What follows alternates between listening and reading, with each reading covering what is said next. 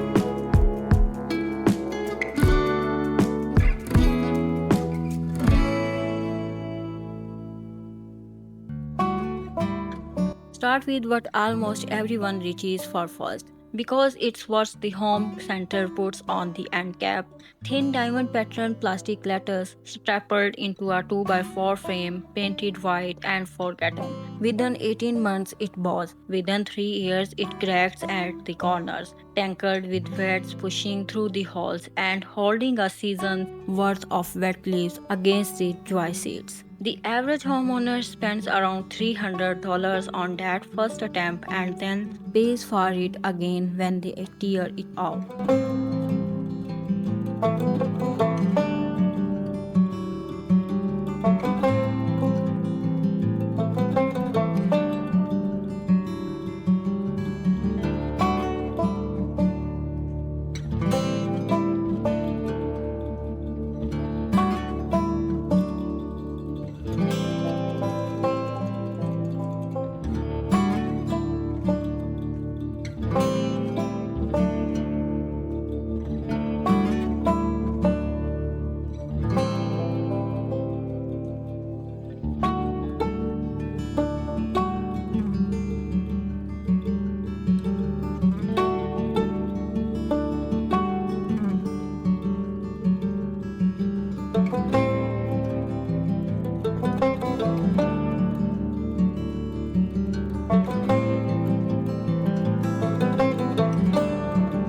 The mid-tier upgrade most people jump to is composite paneling. Same color family as the deck boards cut into the vertical stripes, installed over a treated frame with a quarter-inch reveal between panels.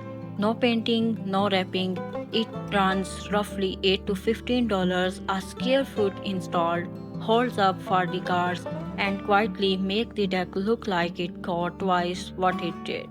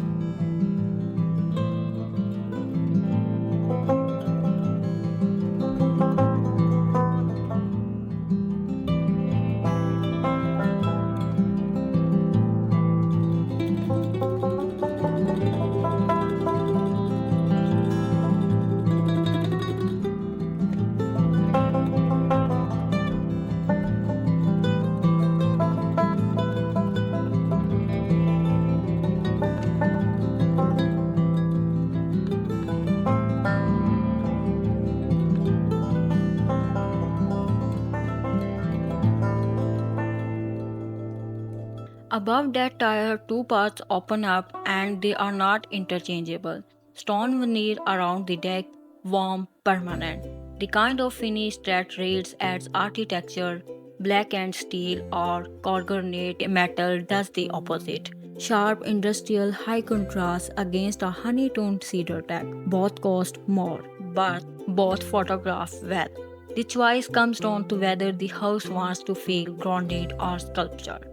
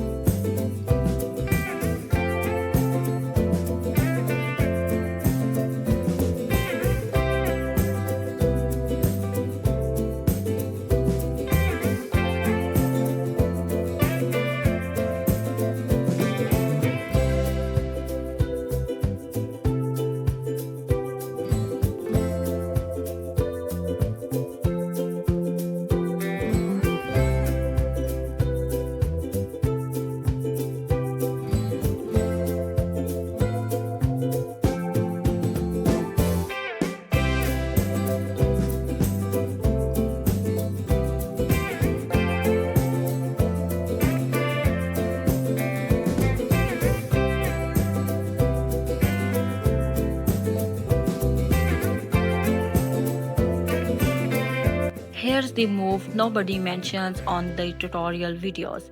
The space under the raised deck is prime real estate for the ugly stuff. Pool equipment, the hose reel, extra bags of molds, the sad plastic bin of pool toys. Frame a hinged access panel about 30 by 36 inches into the least visible side. Hide it inside the skirt pattern and the whole clue space becomes usable storage without anyone knowing it's there.